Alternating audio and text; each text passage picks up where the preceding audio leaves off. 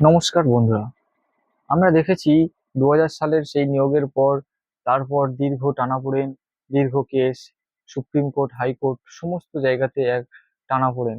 তারপর আবারও 2025-এ এসে আমাদের নতুন বিজ্ঞপ্তি জারি মহামান্য সুপ্রিম কোর্টের নির্দেশে। রাজ্য সরকারের এই টালমাটাল ও চাকরি থেকে বঞ্চিত করার যে প্রয়াস, চাকরি পরীক্ষা না হওয়ার যে কৌশল, সবকিছু মিলিয়ে বেকার ও দুর্বৃত্তর এক আঁতুড়ঘর হয়ে উঠছে এই পশ্চিমবঙ্গ।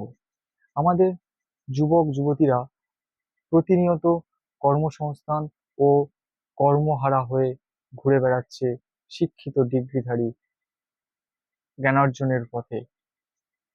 এবং আমরা দেখেছি এই সমাজ কিভাবে শিক্ষা থেকে বিমুখ হচ্ছে এবং সমাজ কিভাবে ধ্বংসের দিকে এগিয়ে যাচ্ছে।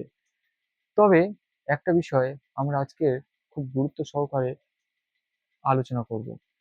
আমরা দেখেছি যে বর্তমানে স্কুল সার্ভিস কমিশন বা স্কুলের পড়াশোনার জন্য আমাদের ডিগ্রি হিসাবে মাস্টার্স গ্র্যাজুয়েশনের পাশাপাশি বিএড অথবা ডিএলএড মাস্ট। আমরা এই বিএড ডিএলএড অনেক টাকা দিয়ে অনেকে করে থাকি, সরকারি বা প্রাইভেট থেকে। যদিও সরকারিতে কম টাকা খরচ এবং প্রাইভেটে অনেক বেশি টাকা খরচ, তবুও এক চাকরি পাওয়ার আশা ও চাকরির জন্য ন্যূনতম ডিগ্রি অর্জন করে রাখা, সব মিলিয়ে এই বিএড বা ডিএলএড আমাদের করতেই হচ্ছে। কিন্তু এখানে আর একটা প্রশ্ন আমাদের উঠে আসছে, যেভাবে এই যে 2025 সালের নিয়োগ বিজ্ঞপ্তি অনুসারে 44,203 জনের যে নিয়োগ হবে, তারপর আদৌ আগামী আর 10 থেকে 15 বছর নিয়োগ হওয়ার সম্ভাবনা কি আছে? যদি না থাকে, আর তাহলে এই যে এত এত বিএড কলেজ বা বিএড যে ডিগ্রি অর্জনের চেষ্টা, তা কি বিফল হতে চলেছে? সত্যি তো তাই, আমার তাই মনে হচ্ছে। আমার কেন, অনেকে তো তাই বলছে যে এই বছর যদি বিএড করার ছাত্রছাত্রীর সংখ্যা 100-র মধ্যে 90 হয়, সামনের বছর সেটা 50%-এ গিয়ে দাঁড়াবে। তার পরের বছর থেকে হয়তো কেউ আর বিএড করতে চাইবে না। এমনিতেই গভর্নমেন্ট স্কুলগুলো থেকে মুখ ফিরিয়ে নিয়ে এখন সবাই প্রাইভেট স্কুলে পড়তে শুরু করেছে। প্রাইভেট স্কুলে পড়ার সাথে সাথে তারাও আবার দেখছি বিভিন্ন রকম কারিগরি শিক্ষা অর্থাৎ আইটিআই, আইআইটি বা ডাক্তার, ইঞ্জিনিয়ার এইসবের দিকে বেশি চলে যাচ্ছে। অর্থাৎ যদি একটা স্টুডেন্ট ক্লাস 10-এর পর, তারা মাধ্যমিক দেওয়ার পর তারা যদি আইটিআই, আইআইটি বা এই ধরনের ইঞ্জিনিয়ারিং বা মেডিকেল বা সায়েন্স লেভেলের দিকে যায় এবং কারিগরি শিক্ষার দিকে যদি তারা চলে যায়, তাহলে তাদের বিএড বা ডিএলএড কিসের প্রয়োজন? বিএড বা ডিএলএড কেন বা তারা করবে? তবে একটা কথা এখানে খুব গুরুত্বপূর্ণ, যদি এইভাবে চলতে থাকে তাহলে একটা সময় কিন্তু এমন একটা সময় আসবে যেখানে স্কুলগুলোতে পড়ানোর শিক্ষক থাকবে না। যদি পড়ানোর শিক্ষক না থাকে, তাহলে আগামী দিনে সেই শিক্ষকরা যে ডাক্তার, ইঞ্জিনিয়ার বা আরো উঁচু উঁচু জায়গাতে বা কারিগরি শিক্ষার দিকে এগিয়ে দেয়, সেই স্টুডেন্ট তৈরি করবে কারা? সেটা একটা খুব বড় প্রশ্ন। তবে যেভাবে সরকার এগোচ্ছে আগামী 10 বছর, তা খুব স্পষ্টভাবেই বলে।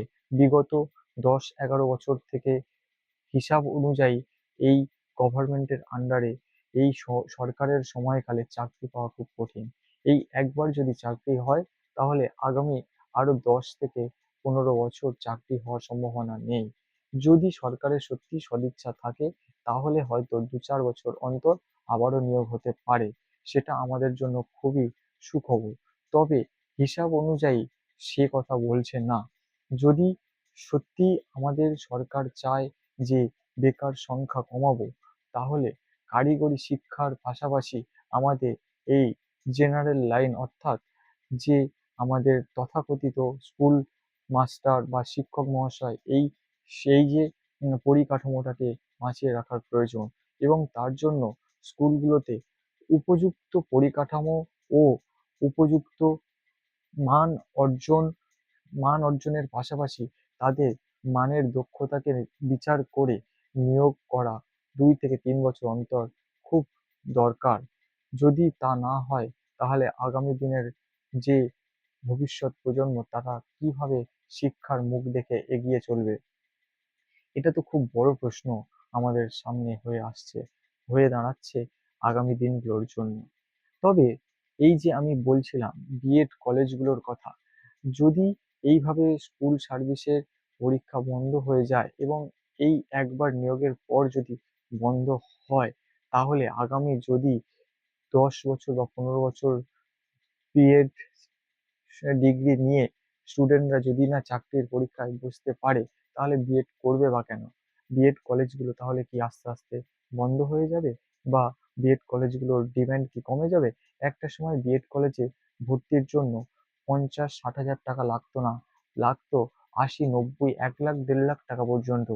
গভর্নমেন্ট কলেজগুলো থেকে অনেক কম খরচে হলেও প্রাইভেট গুলোতে এরকমই নিত।